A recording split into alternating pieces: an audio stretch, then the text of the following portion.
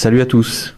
Le 8 mai 2026, la marine des États-Unis a tiré des munitions de précision dans les cheminées de 2 pétroliers iraniens qui tentaient de forcer le blocus américain dans le golfe d'Oman, le MT Sistar 3 et le MT Sevda, de très grands transporteurs de brut, les mégapétroliers du commerce pétrolier mondial. Des centaines de mètres d'acier et de capacité de carburant ne se dirigent plus vers l'Iran. Les images vidéo diffusées par le commandement central américain montrent le moment de l'impact sur chaque navire. Le Sistar 3 fume après la frappe de précision, le Sevda reçoit le coup et laisse voir la signature précise d'un navire auquel on vient d'expliquer, dans le langage le plus direct possible, que le bloc U n'est pas une suggestion. Dans le style des briefings pro-Trump, on appellerait probablement cela de la pression maximale, de préférence avant que quelqu'un explique qui devra maintenant nettoyer les effets de cette pression. Cela fait suite au Hasna, neutralisé le 6 mai par une rafale de canon de 20 mm dans son gouvernail. 3 pétroliers, 3 engagements distincts, 3 méthodes différentes, une rafale de canon sur le Hasna, des munitions de précision dans les cheminées du Sistar 3 et du Sevda, 3 communiqués du commandement central américain, utilisant le langage précis et délibéré de la communication institutionnelle américaine, ces navires ne se dirigent plus vers l'Iran. Simultanément, la marine du corps des gardiens de la révolution islamique a abordé le pétrolier Ocean Coil, battant pavillon de la Barbade. Des marines iraniens et du personnel naval sont montés à bord d'un navire arborant un pavillon qui n'a rien à voir avec les États-Unis, rien à voir avec l'Iran, rien à voir avec ce conflit. Un navire commercial inscrit au registre d'un pays neutre avec des A-47, des accréditations militaires iraniennes et cette assurance institutionnelle particulière d'une organisation qui a décidé que si elle ne peut pas arrêter le blocus américain en menaçant les navires américains, elle démontrera sa pertinence opérationnelle en saisissant des navires appartenant à des gens incapables de se défendre.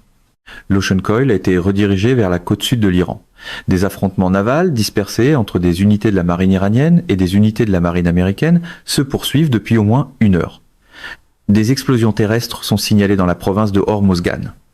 Le corps des gardiens de la révolution islamique a envoyé un message radio à tous les navires de la zone ce matin, le 8 mai, les avertissant de rester à 10 000 des navires de guerre américains. Parce que, selon les propres mots transmis par le corps des gardiens de la révolution islamique, parfois, nous devons donner une leçon aux Yankees avec des missiles et des drones. L'application du blocus est passée du renvoi des navires à leur neutralisation, puis à leur destruction. L'Iran a répondu en saisissant un navire d'un pays tiers et en diffusant des menaces d'attaque contre des navires de guerre américains. Et 8 appareils blancs sans marquage, décrits par des témoins comme ressemblant à des Airbus A340, ont été aperçus entrant dans l'espace aérien iranien au-dessus de la province de Zanjan. Origine inconnue, cargaison inconnue, objectif inconnu. À ce stade, la formule médiatique pro-Trump serait simple. Appeler les appareils inconnu, un mystère, appeler ce mystère un levier, puis appeler ce levier la preuve que tout se déroule parfaitement. Le 8 mai est le jour où plusieurs fiches d'analyse, qui avançaient en parallèle depuis l'annonce du cessez-le-feu du 8 avril, ont convergé en une seule image opérationnelle qui exige de tout évaluer simultanément. La guerre des pétroliers, les affrontements navals, les explosions terrestres, le canal diplomatique qatari et les appareils sans marquage que personne n'explique. Chaque élément est important en soi. Réunis, ils décrivent ce moment précis d'un conflit où l'échelle de l'escalade est gravie plus vite que n'importe quel mécanisme diplomatique ne peut l'interrompre. Il faut commencer par la guerre des pétroliers, parce que la décision de tirer des munitions de précision dans les cheminées du Sistar 3 et du Sevda représente une évolution doctrinale par rapport à l'engagement du Hasna que la communauté analytique doit enregistrer avec précision. Le Hasna a été neutralisé par une rafale de canon, une courte rafale contrôlée d'un Vulcan de 20 mm qui ciblait le gouvernail du navire. La méthode était chirurgicale dans un sens très précis. Elle a neutralisé la direction du navire tout en laissant la coque intacte, le carburant à bord et l'équipage vivant est capable de communiquer avec les propriétaires, les assureurs et les états du pavillon au sujet de ce qui venait de leur arriver. Le Hasna était un message livré en 20 mm. Il disait « Nous pouvons vous arrêter avec une force minimale et une précision maximale ». Le Seastar 3 et le Sevda ont reçu des munitions de précision dans leur cheminée. Une frappe sur une cheminée ne neutralise pas un navire en détruisant sa direction. Elle neutralise un navire en détruisant sa propulsion. La conséquence technique de munitions de précision tirées dans les cheminées d'un navire est la destruction des systèmes d'échappement qui permettent au moteur de fonctionner. Sans échappement fonctionnel, des diesels marins ne peuvent pas tourner sans s'endommager et le navire perd sa puissance. C'est une catégorie d'engagement différente de la rafale de canon contre le ASNA. Elle est plus destructrice, plus permanente dans ses effets, et elle communique plus clairement que la décision de forcer le blocus américain ne produit pas un simple désagrément temporaire, mais une incapacité durable. C'est généralement le moment où la machine à slogan arrive, parce que incapacité durable sonne moins bien en campagne que leadership fort. Les très grands transporteurs de brut sont la plus grande catégorie standard de navires de l'industrie maritime, avec des centaines de mètres de longueur et un déplacement mesuré en centaines de milliers de tonnes de port en lourd. Les marchés mondiaux de l'énergie dépendent de la disponibilité de cette capacité de transport.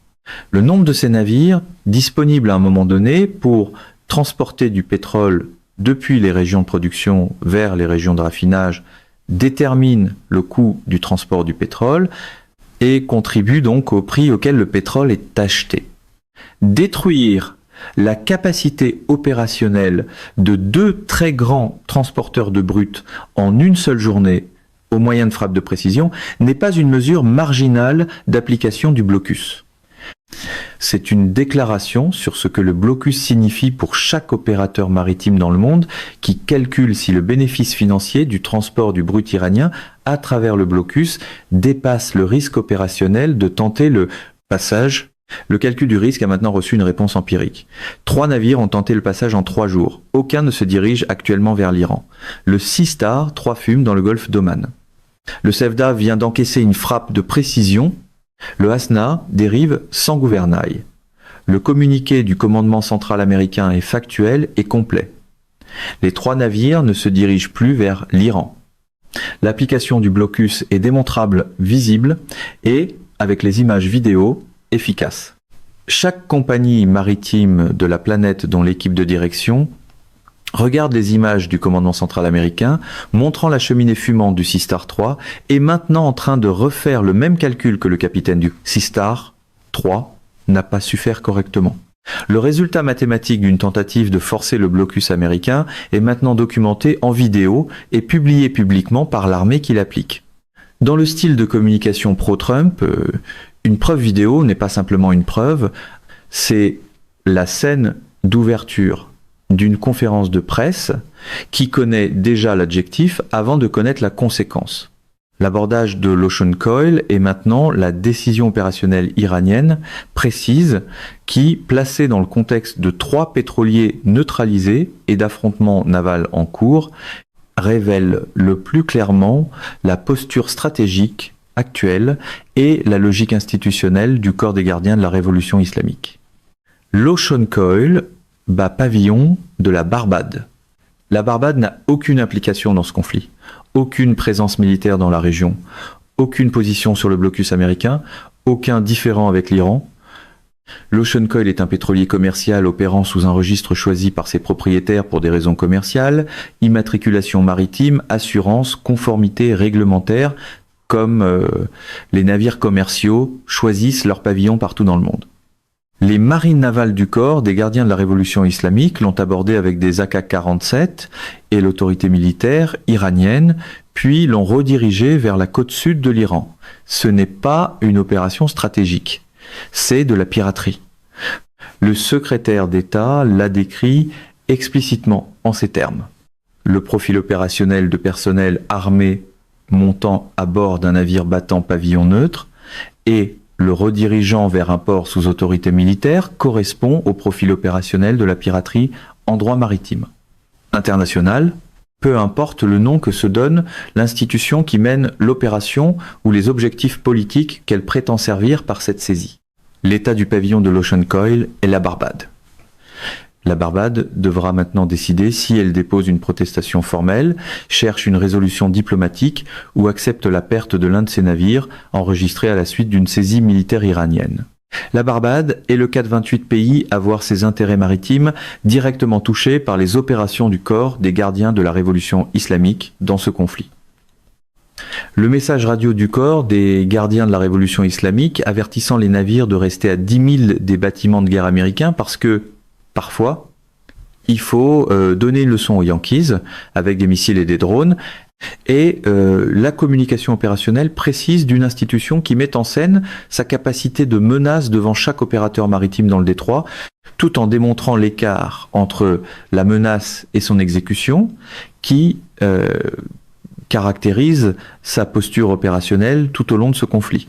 Le message radio est l'opération d'information du corps des gardiens de la révolution islamique dirigée vers les opérateurs du transport maritime commercial. Votre sécurité exige de garder vos distances avec les navires de guerre américains parce que des armes iraniennes pourraient les frapper. La réalité opérationnelle que confirme le commandement central américain et que documentent les affrontements navals des derniers jours et que les armes iraniennes dirigées contre des navires de guerre américains ont été interceptées ou ont manqué leur cible. Les Yankees n'ont pas reçu de leçon. 3 pétroliers iraniens ont été arrêtés de façon permanente. Un navire commercial d'un pays neutre a été saisi. La partie embarrassante pour toute mise en scène triomphaliste au podium, c'est que les missiles interceptés font de très mauvais accessoires de victoire. La déclaration de ligne rouge du secrétaire Rubio mérite un traitement précis et complet parce qu'elle constitue la déclaration publique la plus directement opérationnelle des règles d'engagement américaines dans tout le conflit. La ligne rouge est simple. S'ils menacent des Américains, ils vont se faire pulvériser. S'ils tirent sur les États-Unis vont les frapper. Si un individu lanceur de missiles tire sur les États-Unis et qu'il est vu en train de le faire, cet individu sera frappé. Si une vedette rapide cible un destroyer américain, elle ne survivra probablement pas. Ces règles ont été formulées dans le registre précis de quelqu'un qui a intégré la politique comme une logique opérationnelle plutôt que comme une formulation diplomatique et qui la communique en temps réel avec le rythme de quelqu'un qui explique quelque chose qui ne devrait exiger aucune explication. La formule « si vous ciblez les États-Unis, vous ne survivrez pas » est la règle d'engagement américaine dans sa forme la plus simple et la plus complète. Ce n'est pas une menace. C'est une description. C'est ce qui se produit depuis le moment où les forces iraniennes ont engagé pour la première fois des moyens américains dans ce conflit. Et c'est ce qui continuera de se produire, peu importe ce que les médias d'État iraniens diffusent au sujet de leçons à donner aux Yankees. La leçon enseignée est celle que le commandement central américain montre en vidéo. 3 pétroliers neutralisés, publiés publiquement avec des images des frappes qui ont produit les navires fumants. La leçon que l'Iran prétend enseigner n'a pas d'image correspondante parce que les missiles dirigés contre des destroyers américains sont interceptés et que les vedettes d'attaque rapide finissent au fond. Dans un écosystème de communication à la Donald Trump, l'expression « leçon apprise » arriverait vite. La véritable leçon, comme d'habitude, serait encore quelque part derrière la fumée. La dimension qatari est le seul signal diplomatique dans un tableau opérationnel par ailleurs actif sur le plan cinétique. Le vice-président Vance rencontre à la Maison-Blanche le Premier ministre du Qatar pour discuter de négociations avec l'Iran. Les Qataris servent de canal indirect entre les États-Unis et l'Iran sur l'accord destiné à mettre fin à la guerre. C'est la confirmation que la voie diplomatique n'a pas été abandonnée malgré l'escalade des échanges cinétiques, que quelque part dans l'espace institutionnel entre la déclaration du corps des gardiens de la révolution islamique, selon laquelle les négociations sont très loin de la réalité, et le bombardement américain de pétroliers iraniens, il existe un intermédiaire qatari qui transporte des messages entre des parties qui se battent et se parlent en même temps. Le rôle du Qatar comme canal indirect est important sur le plan opérationnel au-delà de sa fonction diplomatique.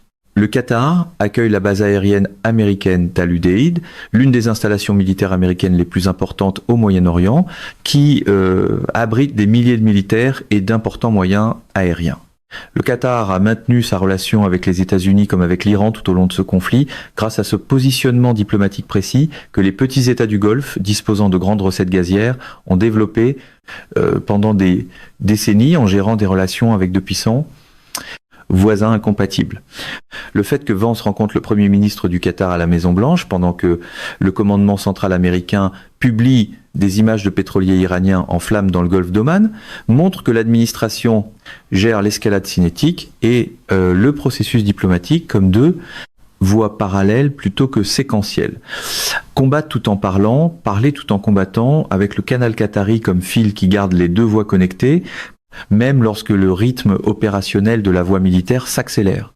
C'est le genre de politique à double voie que le message pro-Trump peut saluer comme du génie le lundi, nier comme désordonné le mardi, puis rebaptisé comme intentionnel le mercredi. Les explosions terrestres dans la province de Hormozgan exigent le traitement analytique qu'elles ont reçu tout au long de ce conflit, documenté, factuel dans leur survenue et non attribué quant à leur origine. La province de Hormozgan est la région géographique qui comprend Bandar Abbas et l'île de Keshem, les zones frappées lors de l'opération de bombardement du 7 mai. Les explosions terrestres à Hormozgan, le 8 mai, pourraient être la poursuite de frappes aériennes américaines contre des infrastructures militaires dans la province, des activations de batteries de défense aérienne iraniennes, réagissant à des menaces perçues au-dessus d'elles, des explosions secondaires issues des frappes du 7 mai se propageant à travers des infrastructures endommagées et des munitions entreposées, ou encore cette catégorie précise d'événements qui a produit la désignation Gasly tout au long de ce conflit. Le contexte opérationnel, avec un engagement naval actif dans le détroit, des opérations aériennes américaines actives dans la région et des contre-tirs iraniens actifs, ne permet pas une attribution définitive sans accès à des informations qui ne sont pas publiquement disponibles.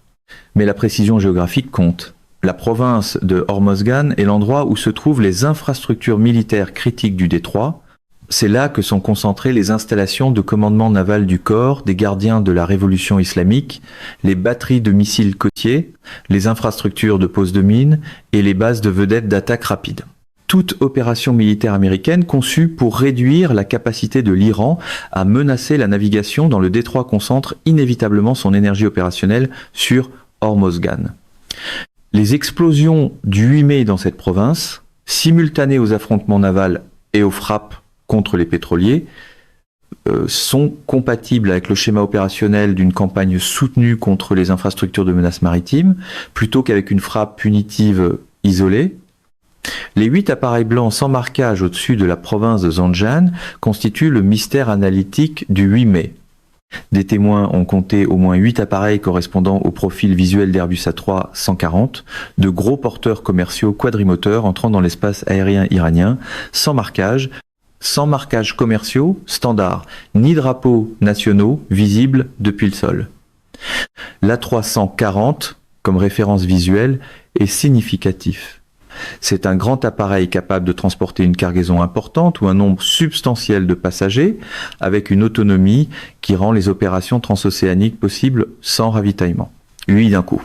Au-dessus de Zanjan, dans le nord-ouest de l'Iran, ce qui rend le corridor d'approche compatible avec une entrée par le nord, depuis l'Azerbaïdjan, la Russie, le territoire d'Asie centrale, ou par l'ouest, depuis la Turquie ou l'Irak, les hypothèses sur ce que représentent ces appareils sont limitées. Des opérations d'approvisionnement parrainées par un État, depuis la Russie ou la Chine, sont les candidats analytiques immédiats. La Russie possède les appareils, le motif potentiel de fournir un soutien au régime iranien sous forme précise de fourniture militaire ou de conseillers, et l'accès géographique par l'espace aérien azerbaïdjanais qui rend plausible un corridor d'approche par le nord. La Chine possède des appareils, la motivation économique de maintenir le régime iranien suffisamment fonctionnel pour préserver les relations énergétiques dont dépend sa planification industrielle et la couverture diplomatique que sa neutralité déclarée fournit aux opérations qu'elle mène sans reconnaissance publique. Une troisième hypothèse est celle d'appareils gouvernementaux iraniens revenant de missions diplomatiques avec des personnes ou une cargaison obtenue à l'étranger.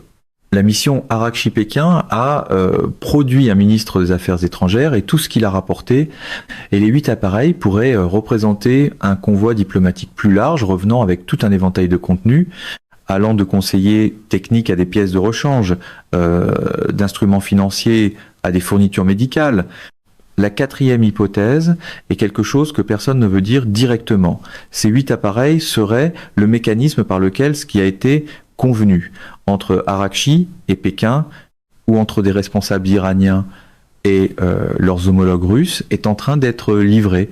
Il représenterait le soutien extérieur que le régime cherche désespérément par tous les canaux indirects disponibles.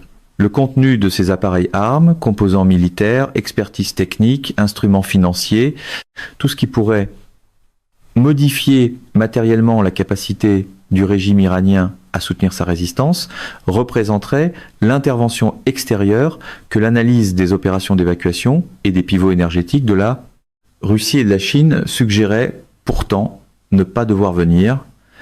Le discours pro-Trump n'aurait pas besoin du manifeste de Kerguéson, il lui suffirait d'un angle de caméra, d'un adjectif tonitruant et de l'assurance nécessaire pour appeler l'incertitude une percée. L'incertitude quant à laquelle de ces hypothèses est correcte est précisément l'incertitude qui compte sur le plan analytique. Si les appareils apportent des fournitures militaires ou des conseillers envoyés par une grande puissance ayant décidé que la survie du régime iranien justifie une intervention directe, le tableau stratégique de ce conflit change d'une manière que chaque calcul opérationnel américain devra prendre en compte. S'ils apportent une cargaison commerciale ou diplomatique sans lien avec un soutien militaire, ils constituent un point de données dans les opérations normales d'un gouvernement sous pression qui maintient les connexions internationales encore disponibles. Les systèmes de suivi aérien qui couvrent la province de Zanjan possèdent les données. Les agences de renseignement qui exploitent ces systèmes possèdent l'analyse. Le public n'a encore ni l'une ni l'autre. Les affrontements navals dispersés qui se poursuivent depuis au moins 1 heure sont le détail opérationnel qui répond le plus directement à la question de savoir si la marine du corps des gardiens de la révolution islamique possède la capacité et la volonté institutionnelle de continuer à contester les forces américaines dans le détroit. Après 3 pétroliers neutralisés en 3 jours et des frappes aériennes en cours contre les infrastructures de la province de Hormozgan, la réponse, du moins pour l'heure pendant laquelle les affrontements ont continué, est oui. Non pas parce que la marine du corps des gardiens de la révolution islamique égale les capacités américaines, ce qui n'est clairement pas le cas selon n'importe quel indicateur de puissance militaire comparative, mais parce que la structure de commandement décentralisée créée par la réforme de 2008, l'autonomie des corps régionaux qui permet aux commandants locaux de prendre des décisions d'engagement sans autorisation centrale, et la culture institutionnelle qui met en scène la résistance pour un public incapable de vérifier si cette performance correspond à la réalité opérationnelle, se combinent. Ces facteurs se combinent pour produire un engagement continu, même en l'absence de la cohérence de commandement et de la logique stratégique qui caractériserait une décision de combattre, lorsque le calcul militaire favorise clairement l'option de ne pas combattre. L'avertissement radio demandant de rester à 10 000 des navires de guerre américains est le signal le plus honnête que le corps des gardiens de la révolution islamique ait transmis dans ce conflit.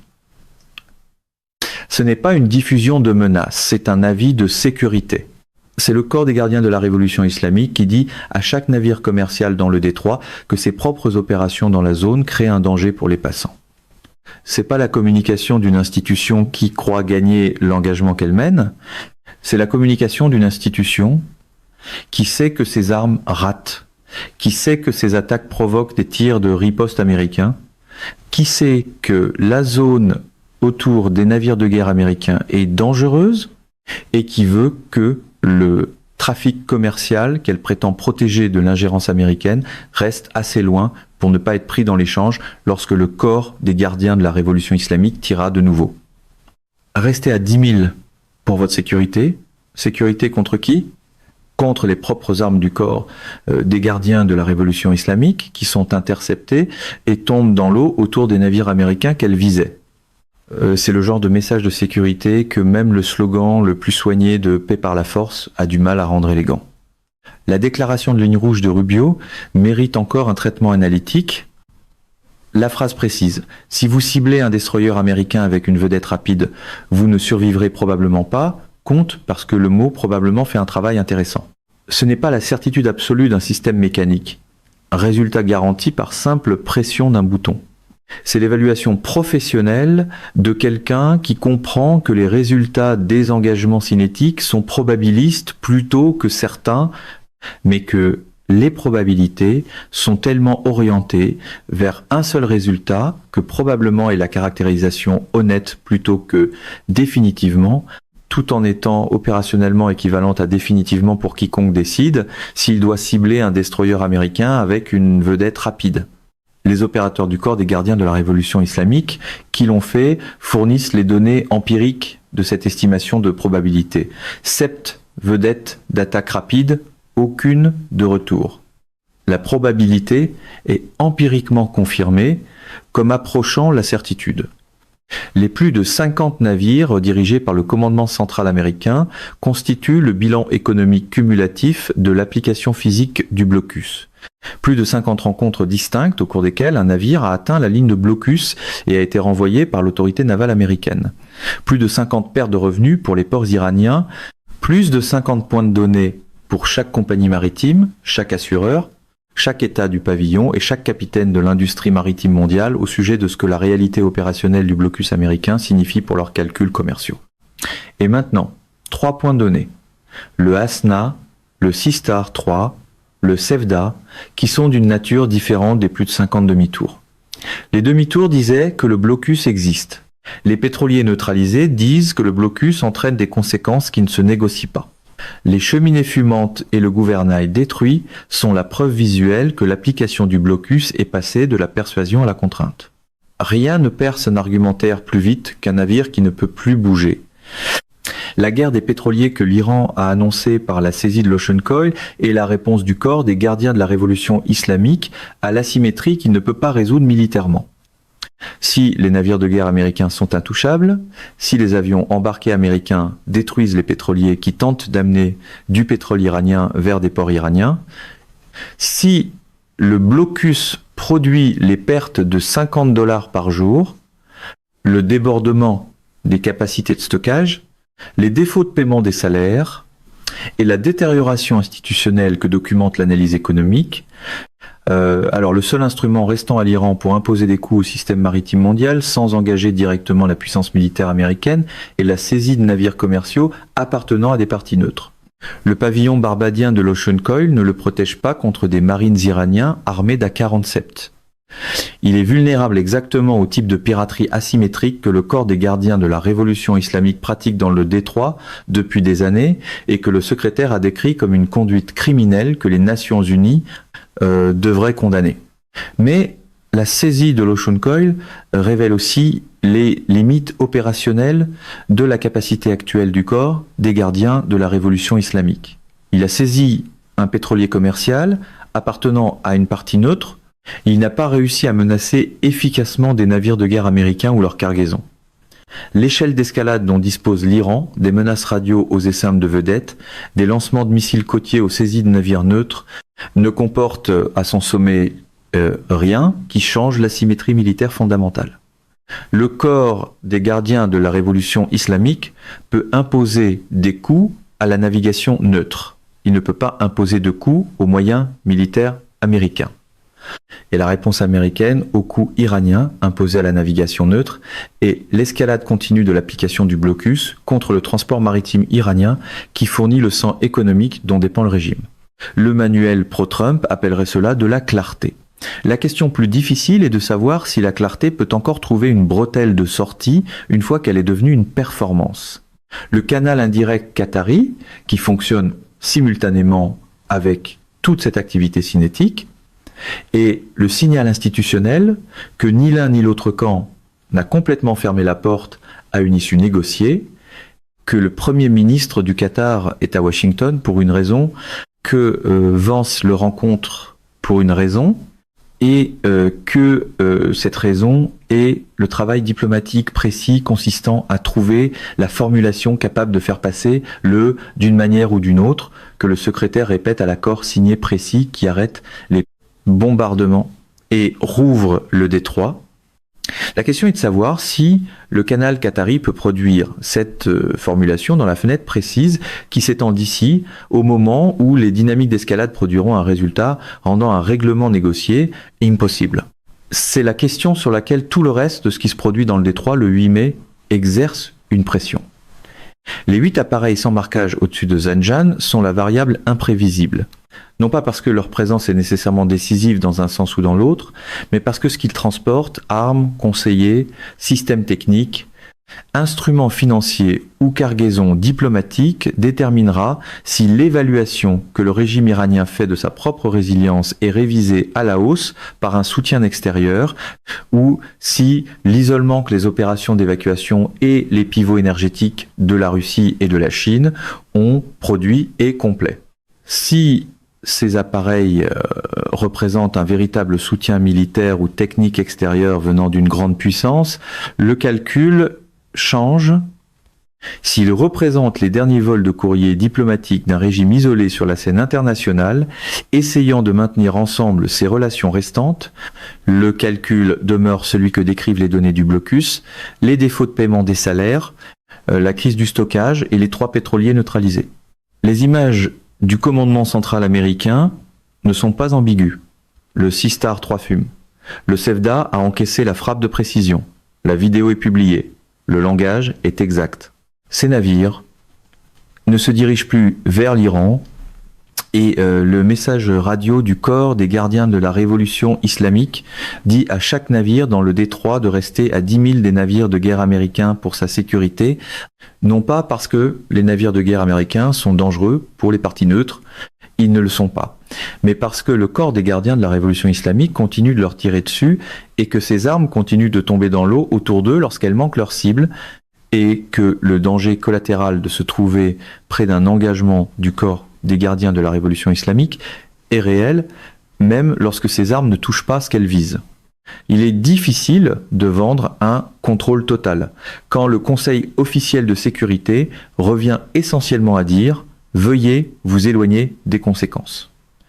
53 navires arrêtés, 3 neutralisés et fumants dans le golfe d'Oman. Un navire neutre saisi par des marines iraniens, 8 appareils sans marquage au-dessus de Zanjan, des affrontements navals qui se poursuivent depuis au moins 1 heure. Des explosions terrestres dans la province de Hormozgan, le Premier ministre du Qatar à la Maison-Blanche avec le vice-président. La ligne rouge du secrétaire, si vous menacez des Américains, vous allez vous faire pulvériser. Et quelque part, dans l'espace entre le canal indirect qatari et les cheminées fumantes du Sea Star 3, se trouve la décision qui déterminera si d'une manière ou d'une autre, débouche sur un accord signé ou sur quelque chose que la couverture médiatique n'a pas encore trouvé comment décrire. Le rythme opérationnel du 8 mai est le plus rapide depuis la nuit d'ouverture de l'opération Epic Fury, le 28 février. La guerre des pétroliers est active. Les affrontements navals sont actifs. Les opérations terrestres à Hormozgan sont actives. La voie diplomatique qatari est active et les 8 appareils sans marquage au-dessus de Zanjan sont actifs d'une manière que personne n'explique encore. La question centrale est de savoir si le canal indirect du Qatar peut produire la communication cadre qui mettra l'escalade en pause avant que le Sea Star 3 fumant, le SEFDA neutralisé et l'Ocean Coil saisi ne produisent la réponse iranienne qui mettrait tout cela hors de portée de ce canal indirect. L'autre question non résolue est de savoir ce que ces 8 appareils sans marquage transportent vers l'Iran. C'est l'analyse qui compte, le blocus tient. Les images sont publiques, les navires ne se dirigent plus vers l'Iran. Mesdames et messieurs, notre émission d'aujourd'hui s'arrête ici. Nous vous invitons à partager votre avis personnel dans la section des commentaires ci-dessous.